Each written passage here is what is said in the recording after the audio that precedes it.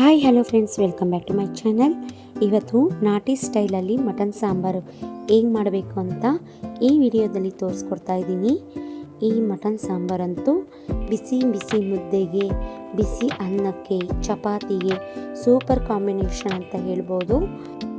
ಯಾರೆಲ್ಲ ಹೊಸದಾಗಿ ನನ್ನ ವಿಡಿಯೋ ನೋಡ್ತಾ ಇದ್ದೀರಾ, ಪ್ಲೀಸ್ ನನ್ನ ಚಾನಲ್ಗೆ ಸಬ್ಸ್ಕ್ರೈಬ್ ಆಗಿ.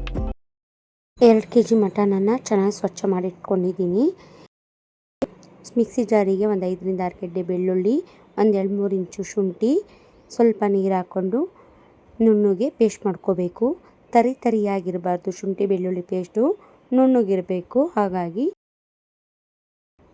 ಒಂದು ಮಿಕ್ಸಿ ಬೌಲಿಗೆ 2ರಿಂದ 3 ಗೆಡ್ಡೆ ಈರುಳ್ಳಿ, 2 ಟೊಮೊಟೊ, ಸ್ಪೈಸಸ್ ಆದಂಥ ಚಕ್ಕೆ, ಲವಂಗ, ಏಲಕ್ಕಿ, ಒಂದು 5ರಿಂದ 6 ಮೆಣಸಿನಕಾಳು, ಒಂದು ಬೌಲ್ನಷ್ಟು ಕಾಯಿ ತುರಿ ಇದ್ದರೆ ಒಣ ಕೊಬ್ಬರಿನೂ ಹಾಕ್ಕೋಬೋದು. 2 ಇದ್ದರೆ ಅದೊಂದು ಸ್ವಲ್ಪ ಹಾಕ್ಕೊಂಡ್ರೆ ತುಂಬ ಟೇಸ್ಟ್ ಕೊಡುತ್ತೆ. ನನ್ನ ಹತ್ರ ಹಸಿ ಕೊಬ್ಬರಿ ಇರಲಿಲ್ಲ, ಹಾಗಾಗಿ ಒಂದು ಬೌಲು ಹಸಿ ಕಾಯಿ ತುರಿ ಹಾಕ್ಕೊಂಡಿದ್ದೀನಿ. ಒಂದು ಸ್ವಲ್ಪ ಕೊತ್ತಂಬರಿ ಸೊಪ್ಪು ಹಾಕ್ಕೊಂಡು ನುಣ್ಣಗೆ ಪೇಸ್ಟ್ ಮಾಡ್ಕೋಬೇಕು.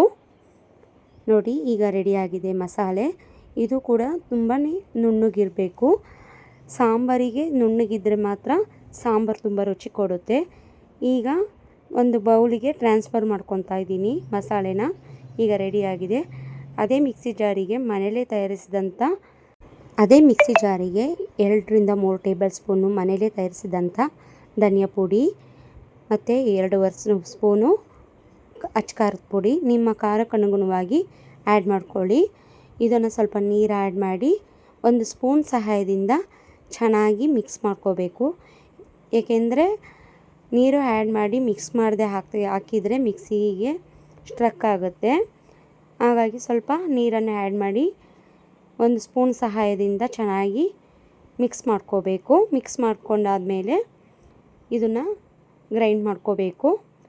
ಏಕೆಂದರೆ ಮಸಾಲೆ ನುಣ್ಣಗಿದ್ದಷ್ಟು ಸಾಂಬಾರು ರುಚಿ ಕೊಡುತ್ತೆ. ನೋಡಿ, ಈಗ ಅದು ರೆಡಿಯಾಗಿದೆ. ಈಗ ನುಣ್ಣಗಾಗಿದೆ ಇದು ಖಾರ ಮಸಾಲೆನೂ. ಒಂದು ಕುಕ್ಕರಿಗೆ ಒಂದು 2ರಿಂದ 3 ಟೇಬಲ್ ಸ್ಪೂನಷ್ಟು ಕುಕ್ಕಿಂಗ್ ಆಯಿಲ್ನ ಹಾಕ್ತಾಯಿದ್ದೀನಿ. ಎಣ್ಣೆ ಸ್ವಲ್ಪ ಬಿಸಿ ಆದಮೇಲೆ ಒಂದು ಮುಷ್ಟಿಯಷ್ಟು ಪುದೀನ ಎಲೆಗಳನ್ನ ಸೇರಿಸ್ಕೊತಾ ಇದ್ದೀನಿ. ಸೇರಿಸಿದಾದ್ಮೇಲೆ ಚೆನ್ನಾಗಿ ಮಿಕ್ಸ್ ಮಾಡ್ಕೊಳ್ಬೇಕು.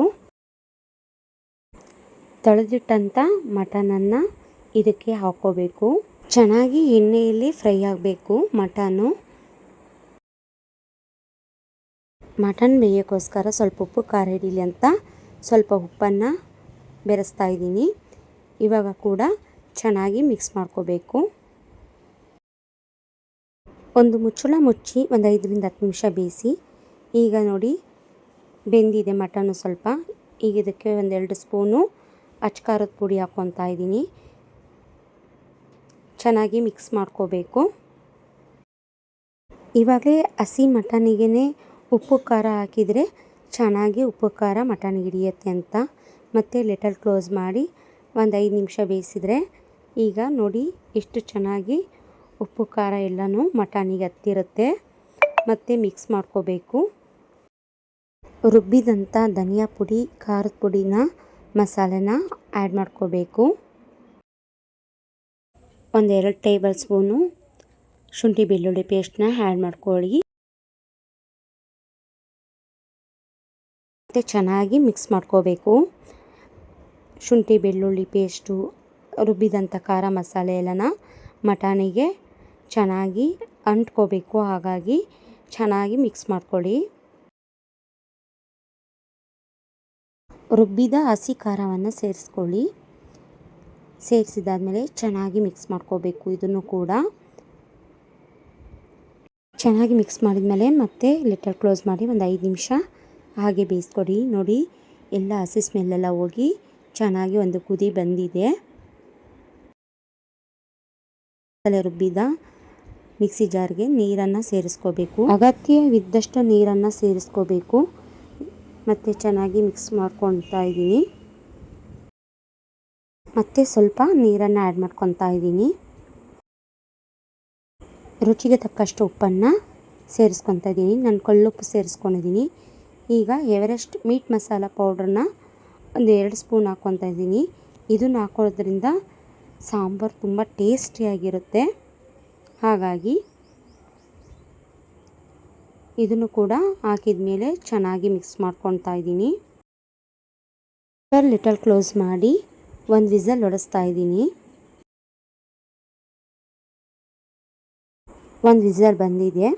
ಈಗ ಇದು ಕೂಲ್ ಆದಮೇಲೆ ಓಪನ್ ಮಾಡಿ ನೋಡಿದರೆ ನೋಡಿ, ತುಂಬ ಟೇಸ್ಟಿಯಾಗಿರೋಂಥ ಮಟನ್ ಸಾಂಬಾರು ರೆಡಿಯಾಗಿರುತ್ತೆ. ಈ ಸಾಂಬಾರು ಬಿಸಿ ಬಿಸಿ ಮುದ್ದೆಗೆ, ಚಪಾತಿಗೆ ತುಂಬಾ ಚೆನ್ನಾಗಿರುತ್ತೆ. ಈ ರೆಸಿಪಿನ ಟ್ರೈ ಮಾಡಿ ಹೇಗೆ ಬಂತು ಅಂತ ಕಮೆಂಟ್ ಸೆಕ್ಷನಲ್ಲಿ ಕಮೆಂಟ್ ಮಾಡೋದನ್ನ ಮರಿಬೇಡಿ. ಈ ವಿಡಿಯೋ ಇಷ್ಟ ಆದರೆ ಲೈಕ್ ಮಾಡಿ, ಶೇರ್ ಮಾಡಿ ಹಾಗೂ ಸಬ್ಸ್ಕ್ರೈಬ್ ಮಾಡಿ. Thank you for watching.